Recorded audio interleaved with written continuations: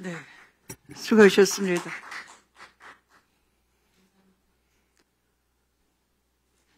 그러면 아까 김경호 변호사님께서 조금 더 추가 진술을 하시겠다고 하셔서 네, 부탁드리겠습니다. 네, 감사합니다. 네.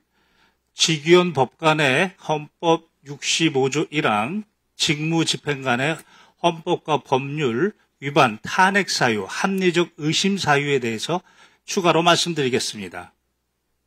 직위원 법관은 2025년 1월 26일 09시 07분을 윤석열의 구속 만료 시간이라고 강변했습니다. 그리고 그날 10시에 심우정은 전국 검사장 회의를 열었고 실제 기소는 18시 52분에 기소했습니다. 직위원 법관은 형사소송법 66조 1항에 따라 시간에 관계없이, 즉 날을 기준으로 하면 그날 1월 26일 날 기소했기 때문에 적법한 기소입니다. 그러나 그날따라 시간을 들이댔고 시간으로 하면 09시 07분에 구속이 만료되고 18시 52분에 기소했기 때문에 그의 논리라면 위법하게 되었습니다. 여기는 두 가지 문제가 있습니다. 첫 번째는 오동훈 공수처장이 이야기한 것처럼 적법심사에는 구속만, 그 기간만 적용되는 것이 아닙니다.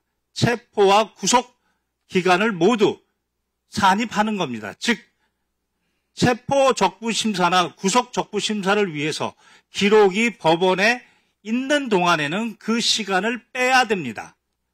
그렇게 되면 그 시간을 구속 시간만 임의적으로 빼서 09시 07분이라고 했으나 체포 그 적부심사 시간까지 빼면 18시 52분에서 47분이 더해져야 됩니다. 다시 말해서 19시 39분이 구속 만료 기간입니다. 다시 말해서 오동훈 공수처장이 이야기한 것처럼 법을 왜곡했습니다. 가사 형식적으로 그 구속 기간이 만료되었다 하더라도 형사실무제요 형사 3편의 460쪽을 보면 수사기관은 재구속에 제한이 있지만 법원에는 재구속 제한이 없습니다. 따라서 그날 시간이 혹시 구속기간을 넘겼다 하더라도 증거인멸의 우려는 반드시 고려해야 되는데 직무를 유기한 혐의가 있습니다. 또한 대법원 헌법 109조와 법원조직법 57조에 따르면 재판은 공개가 원칙입니다. 국가안전보장, 공공질서, 그리고 선량한 풍속을 해하지 않는 한 공개돼야 됩니다. 비교가 되는 파면 사유가 박근혜 대통령입니다. 2016 헌나 1입니다. 행정부 수반으로서의 헌법수호 의무를 위반해서 국정농단으로 파면됐습니다.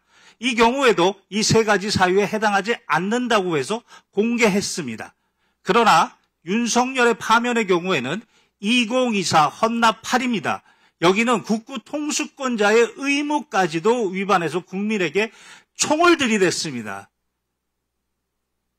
반드시 공개해야 되는 사안인데도 불구하고 비공개했으며 심지어 정보사 정대령이 공동피고인이면서 증인으로 출석했을 때 제가 담당 변호사였습니다.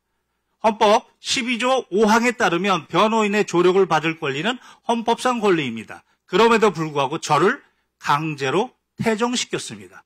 이 모두 그 재판 과정입니다. 재판 과정에서 헌법과 법률 위반이 명백하고 중대합니다.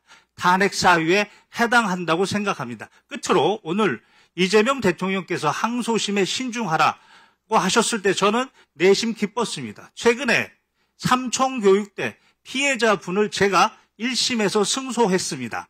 그런데 정성호 법무부는 항소를 했습니다. 항소 이유서를 봤더니 소멸시효 주장이었습니다. 그러나 소멸시효 주장은 이미 전원합의체 판결로 정리가 된 그런 부분이었습니다. 그래서 제가 정성호 법무부에도 진정을 넣었고 대통령실에도 진정을 넣었습니다. 저는 그 부분에 대한 화답이라고 생각합니다. 그럼에도 불구하고 오늘 국민의힘 의원들이 이 부분에 대해서 모함을 하고 있는 점에 대해서 매우 가슴 아프게 생각하고, 국민의 대표라면 사실에 근거해야 되고 그 사실은 확인을 한 다음에 이야기를 하는 것이 진정한 국민의 대표이지 않나, 끝으로 이 말씀을 드리겠습니다. 이상입니다.